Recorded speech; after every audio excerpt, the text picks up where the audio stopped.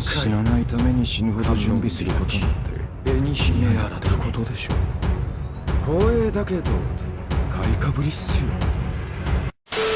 Hello guys, it's me Simo Orihara, and in this video we will talk about how Ichigo regained his powers after he lost them due to his use of Mugitsu. And I think many of you don't know that there is a novel that talks in some detail about the background of the sword that Urahara Kizuki made to restore Ichigo's power. In the manga, Kobo talks briefly about this. Kobo only focused on the characters of the Fullbring and how Ichigo wanted to regain his powers by training with Ginjo and awakening his Fullbring powers. And about the sword issue, Kobo was trying to hide it as much as possible. To the point that in the manga, the identity of the one who stood in front of the cylinder that contains the sword was not shown in the manga at the beginning. Unlike the anime, they showed that it was Rukia. And later when Rukia stabbed Ichigo with the sword, she told him that it was a sword made by Urahara Kizuki. And that sword contained the powers of each of the captains, vice captains, and some officers and even some other Shinigami. Then a short flashback of Urahara Kizuki appeared in front of the former Sotaicho Yamamoto,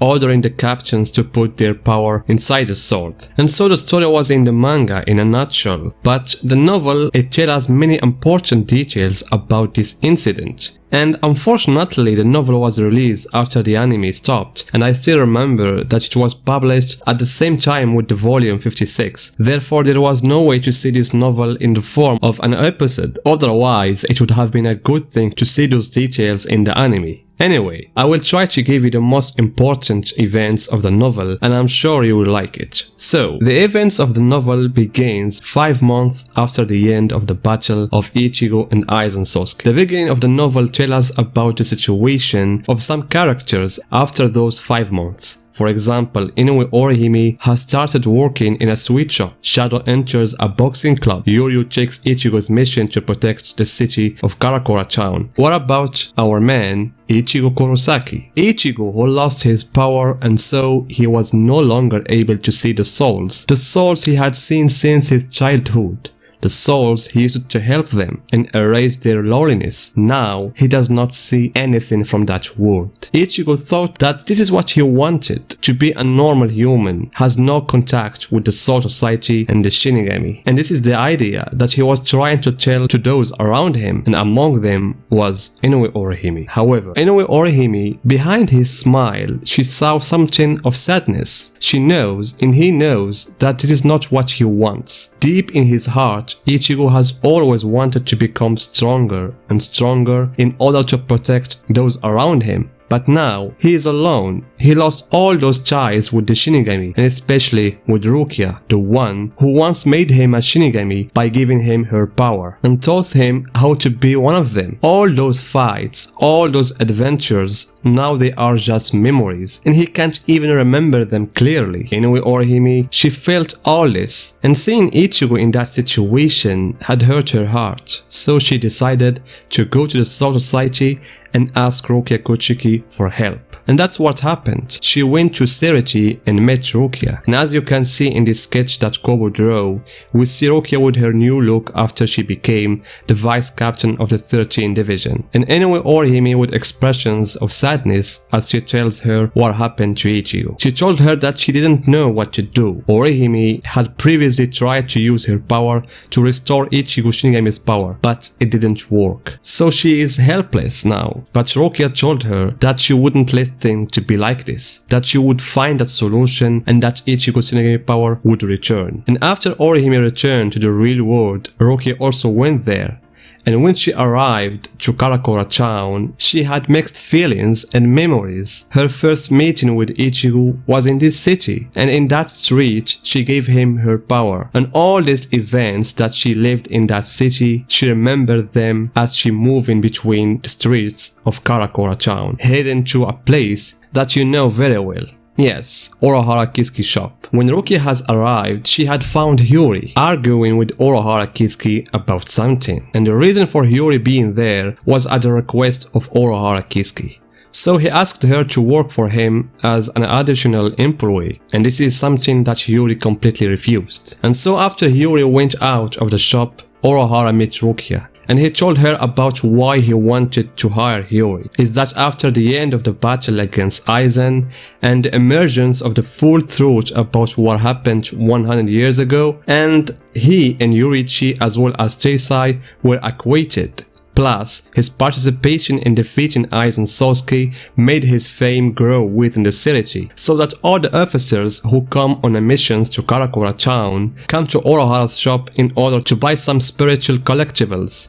And so because of the large number of customers, Kisuke asked Hiyori to hire her, but she refused. This is from one side. On the other side, Rukia got straight into the matter. She said that she wanted to restore Ichigo's Shinigami power, and she wants help from Urahara Kisuke. Here Urahara will say very important things. He told her that she came late. Rukia was surprised and thought that the possibility of returning Ichigo's power might not be possible, but Urahara's next words reassured her that he started already thinking and researching for a possibility to return Ichigo's Shinigami power, and he started thinking about that from the moment Ichigo had used the Mugetsu, because Urahara considered that Ichigo's loss of his power, a large part of it was due to Urahara himself. If Urahara hadn't invented the Hogyoku, Aizen wouldn't have been able to complete his Hogyoku, and thus he wouldn't get the immortality ability, for which Ichigo used the Mugetsu to defeat him. And so Urahara told Rukia that he's now working on the matter, and all she can do right now is to wait and go back to the Soul Society until he called her back again. And indeed, a year passed and Urahara Kisuke called her to come, and when she came, Urahara showed her the cylinder that contained that sword. What you should know, guys, is that in the beginning, Urahara and Rukia believed that what they were going to do was against the laws of the Soul Society. We're talking about giving Shinigami powers to someone else, which is forbidden. Rukia was going to be executed because of that. So this time Urahara Kisuke, he wanted to do this operation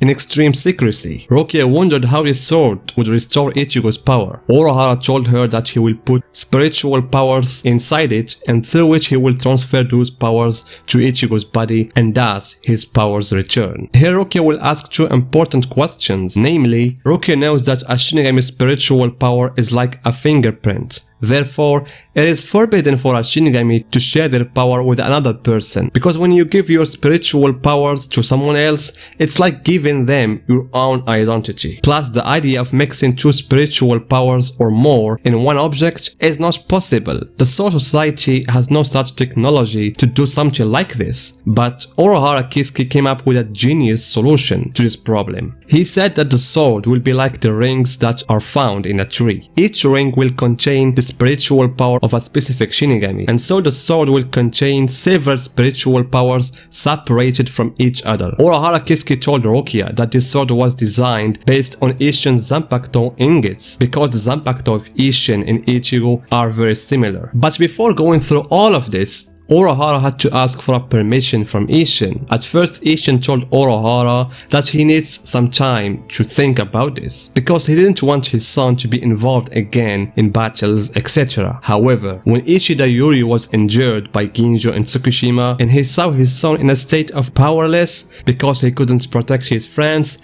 Isshin had changed his mind and went back to Urahara to tell him that he is okay with giving back Ichigo his power again, because Isshin knows the feeling of not being able to protect the ones you love. He had experienced that with the death of his wife Masaki. So when Urahara Kisuke took Isshin's approval, the first people to put their spiritual powers into the sword were the characters that exist in the real world, like Urahara himself, Chisai, Love, Yuri, Hachi, and Lisa. Rukia wanted to add her spiritual power, but Urahara told her that she would be the last person to do so. Since she had given her power to Ichigo in the past, Ichigo's body would be accustomed to her power. So the first contact between Ichigo and the sword should be with Rukia's spiritual power, to facilitate the process of transferring the rest of the other powers. And Urahara told Rukia that he will bring the sword to the Soul Society and set it at Kaku's house, so that everyone is supposed to come and put their spiritual powers inside it. But there was another problem.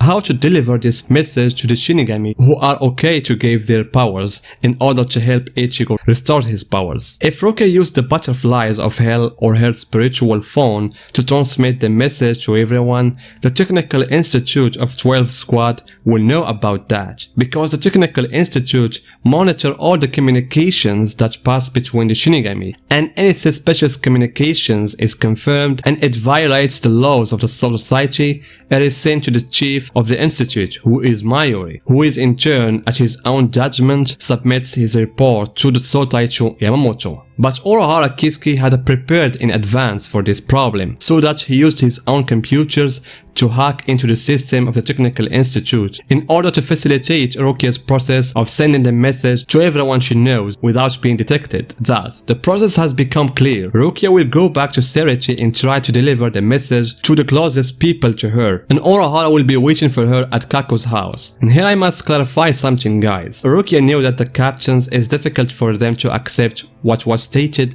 in the message, because technically the content of the message is a violation of laws. Being captions, they cannot act on their own, even if they wanted to. That's why Rukia at the beginning, her goal was to send the message to the vice captions and those who are less. Thus, the first two people Rukia told about were Kyone and Sencharo. Kyone and Sencharo immediately accepted to give some of their powers to Ichigo, and after that Kyone went to her sister Isane to tell her about the matter, while Rukia decided to send the message to the team that came to Karakura at the beginning of the Arankara arc, like Matsumoto, Renji, Ika, Koyu, Michika, and she excluded Toshiro. Most of the vice captains and the officers that Rukia knew started receiving Rukia's message through their spiritual phones, and here we will see different reaction from the vice captains and from the captains as well. For example, when Kyone came to Isane and told her about the matter, Isane has accepted to give some of her power and thought that it was necessary to help Ichigo. But at the same time she was hesitant, and suddenly Urahara came to Isane and the latter could not hide the matter, and she told her about it and that the message was about Ichigo and regain his power. Urahara didn't react positively or negatively. She remained silent, and Isane at first thought that Urahara would stop her, but Urahara told her that she hadn't heard anything from what she said. She made Isane realize that Urahara was giving her consent to do whatever she wants, but she, as a captain, will not act on her own. And so was the case with some captains like Toshiro, who learned the matter from Matsumoto, while some captains decided to give their powers instead of leaving it to the vice captains. And the most prominent of these captains is Zaraki Kinpachi. As soon as Kinpachi learned of the matter from Ikako, he ordered all the officers of the 11th Division to go to Kaku's house to put some of their powers into that sword. Even Hanataro, Rishiki, the officers in the 6th Division, Renji also learned about it in Byakuya too. The important thing is that Rukia's message quickly began to spread among the vice captains and the captains, and everyone agreed that Ichigo must be helped. Ichigo sacrificed his power for us to live this moment of peace. We can't let him be like this, and there is a way to restore his powers. And so all the Shinigami that accepted this request agreed that they will go to Kaku's house that evening after they completed their duties, and so many began to flock to Kaku's house, and Kaku Shiba decided to do this thing inside the famous cannon. But here an accident will occur that will reveal to the Sotaicho what is going on, because little Yachiro also received the message, and in turn she sent it to Nemo, and Nemo was inside Mayuri's laboratory without clothes, and so that Mayuri was doing some tests on her when he heard Nemo's phone ring between her clothes, and there he noticed Yachiro's message and read it and knew the whole thing. And as long as related to Urahara Kisuke, he went directly to the 1st Division to tell Yamamoto about it, and there he will find both Okitake and Komamura, and they start discussing about it. And since Rukia is Okitake's vice captain, Okitake tried to defend Rukia, but soon as they want to discuss the matter with Yamamoto, everyone got an urgent call. So the Shinigami knew through Ichigo's badge that the latter had been contacted by the former substitute Shinigami, Ginju, and therefore this news came to reveal what is also happening in Shiba's house. There, the Sotaichi Yamato will decide to inform everyone, whether captains or vice captains, to come to the first division, including Urahara Kisuke with the sword. All this was done by the butterflies of hell, who came to Kako's house and told them